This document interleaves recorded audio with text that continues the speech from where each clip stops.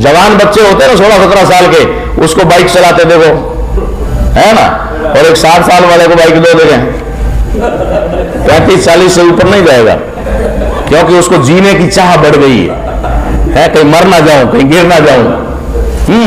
और वो 16-17 साल का जो गर्म खून होता है ना, समझना पड़ता है भाई, दोनों तरफ से प्रैक्टिकल में देखते हैं वो समझ में आता है। तो थोड़ा थोड़ा ये भी कारण है कि यहां पर थोड़ा जीने की चाह भी बढ़ गई है।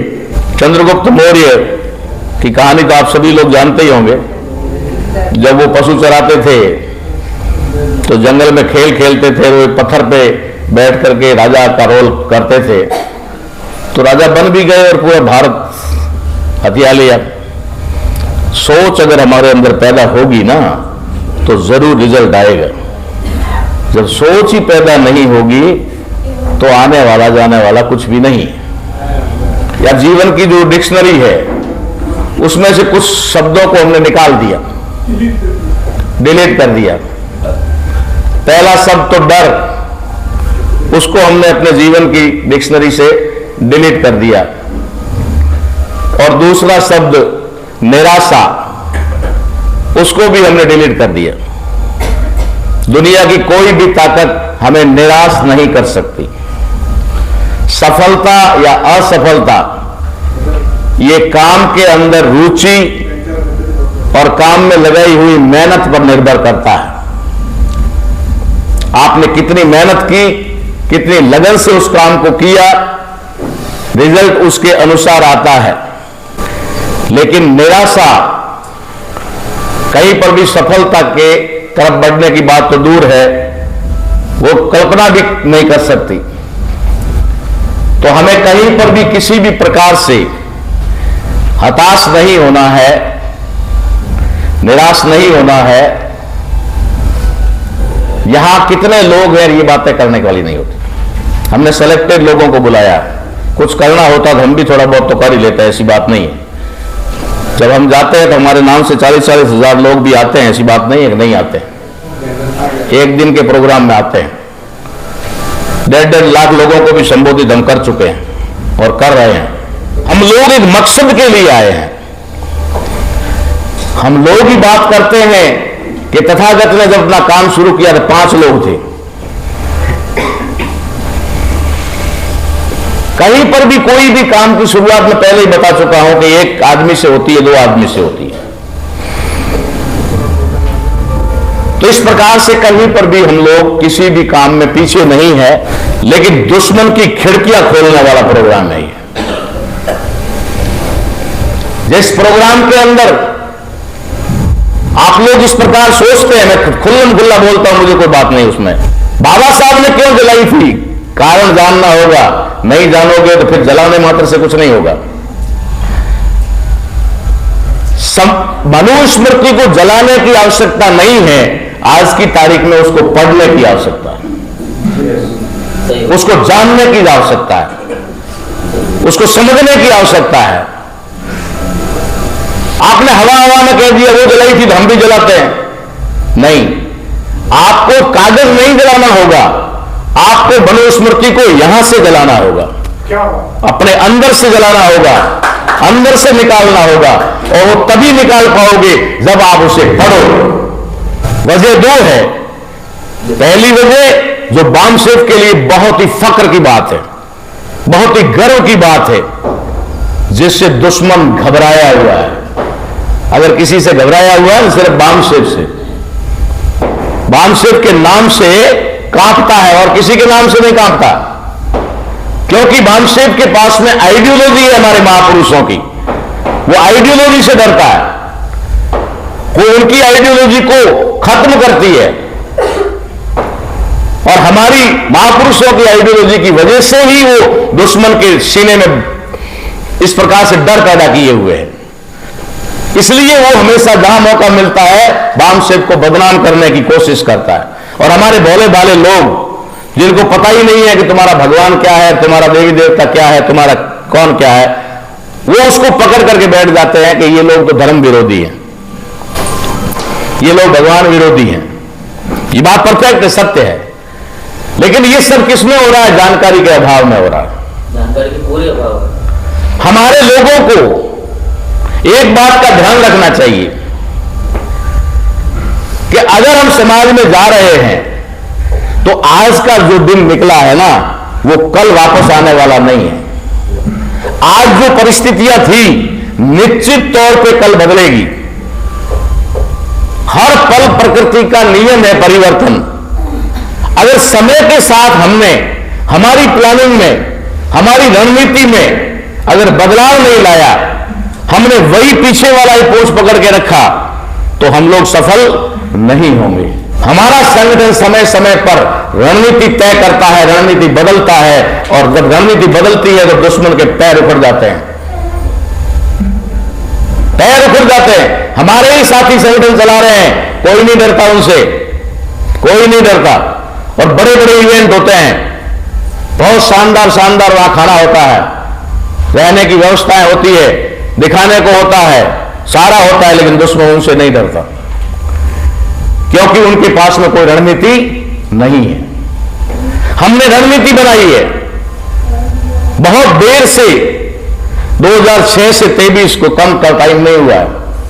आप अंदाजा लगाओ हम कितना परिवर्तन कर चुके होते, कहां हम पहुंच गए होते। 26 आएगा तो 20 साल हो जाएगा। 17 साल पहले मैंने प्लान बनाया था और उसको इंप्लीमेंट करने के लिए अभी भी सोच रहा हूं, लेकिन अब तय कर दिया है कि अब अगर नहीं किया तो दुश्मन हमें कुछ करने लायक नहीं छोड़ेगा। जैसा इन्होंने कहा कि वो आधी रात को ऐलान कर देगा, ये होगा। इसलिए हमने प्लान बनाया, उसके लिए पहले प्लान बनाया। हम लोगों को जो ये कार्यक्रम हमने तय किया उसके मुताबिक जनता में, हमारे लोगों में, हमारे समाज में भारतीय संविधान और उसकी मूल भावना को कैसे पहुंचाना है, कैसे ले जाना है, उसका अगर प्लान नहीं है तो बातें करके खत्म हो जाएगी, कुछ भी नहीं होगा। इसलिए इसको इंप्लीमेंट कैसे करना है, इसके लिए मैं आपको दोनों बातें बताता हूं। पहली बात, हम लोगों ने कहा कि आंदोलन के बिना कुछ भी संभव नहीं है। ये बात परफेक्ट है। न कोई राजनीति संभव है, न कोई आजादी संभव है, न कुछ कोई अधिकार संभव है, न संविधान बचाना संभव है। इन तमाम चीजों के लिए एजिटेशन बहुत जरूरी है।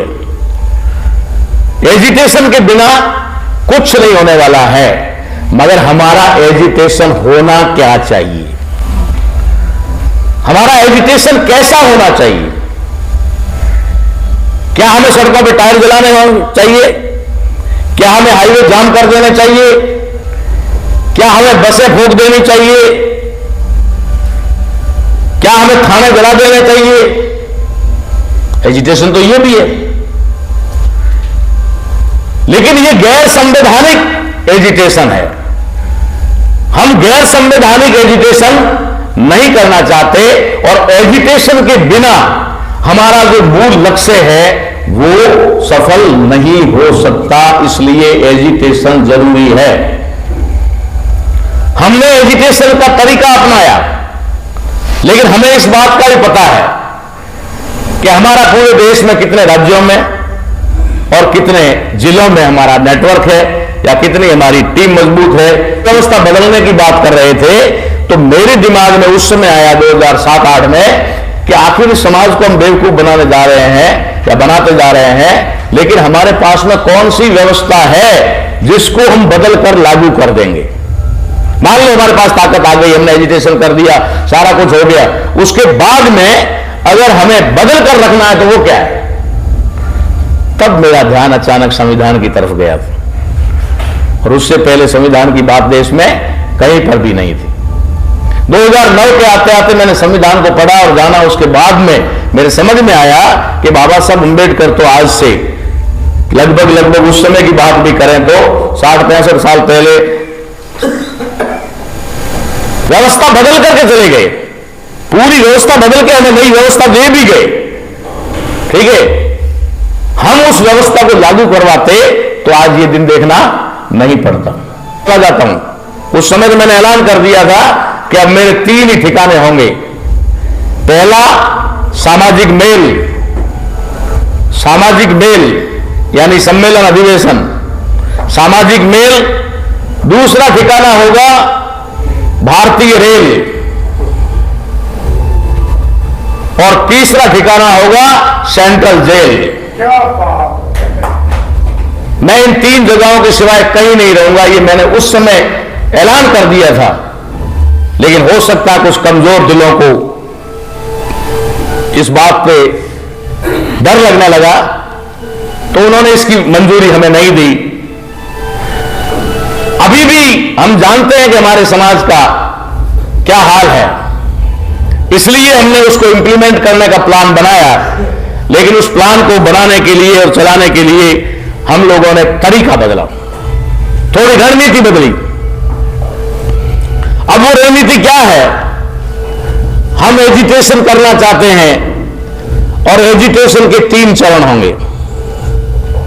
3 चरणों में एजिटेशन होगा। पहला एजिटेशन होगा agitation for preparation, agitation for preparation, और preparation for agitation.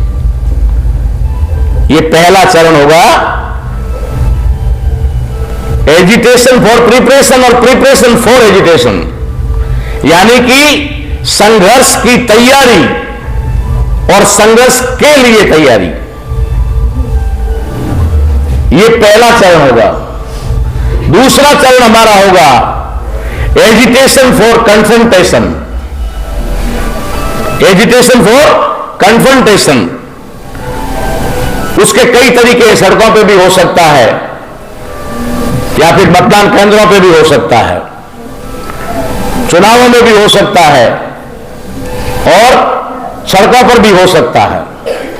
Agitation for confrontation, और तीसरा और final agitation for liberation, agitation for liberation. वो हमारा मुक्ति का संघर्ष होगा, मुक्ति के लिए संघर्ष होगा। तो अभी मुझे थोड़ा लगा कि सारे लोग मेरे जैसे नहीं हैं, सबके घर में बच्चे हैं, बूढ़े मां बाप हैं, है ना। मेरे घर में कोई नहीं।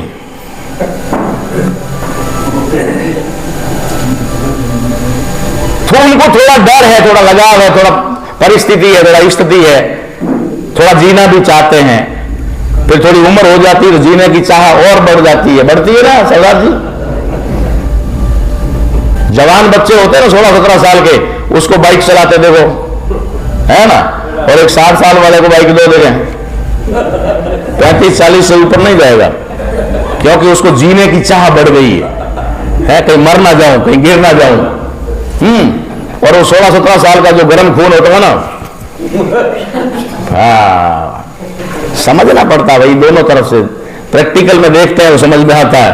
तो थोड़ा थोड़ा ये भी कारण है कि यहां पर थोड़ा जीने की चाह भी बढ़ गई है। जवान बच्चे होते हैं ना 16-17 साल के, उसको बाइक चलाते देखो, है ना, और एक 60 साल वाले को बाइक दे देंगे, 35-40 से ऊपर नहीं जाएगा, क्योंकि उसको जीने की चाह बढ़ गई है, कहीं मर ना जाऊं, कहीं गिर ना जाऊं।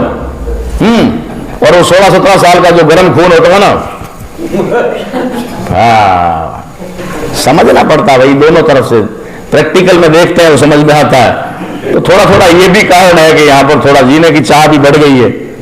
तो हमने देखा कि ऐसा कोई आंदोलन ना हो जिससे लोगों के जीने का क्या कहते हैं खतरा बढ़ जाए।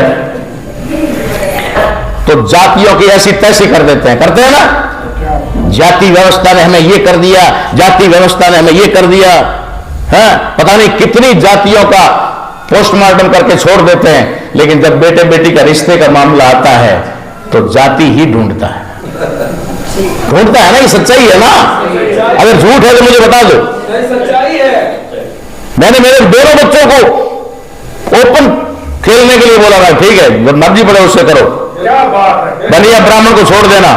खेलो बेटा, चौका मारो ना। मैंने छूट दे दी, मैंने कोई भी हो, बनिया भी छोड़ना कोई जरूरी नहीं, ब्राह्मण छोड़ देना। अब बेचारों ने प्रयास किया, एक ने एसटी छोड़ के एससी में प्रयास किया, सफलता नहीं मिली, सामने वाले नहीं हुए तैयार।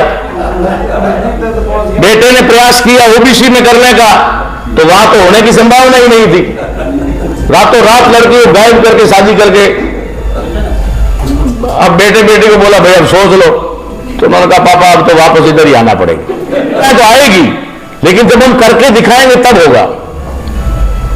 तो वहां पर हमने जो प्रोग्राम रखा उसके अंदर कुछ प्लान हमने बनाया था, उसको वहां पर हमने घोषित भी किया था। वो कल के सब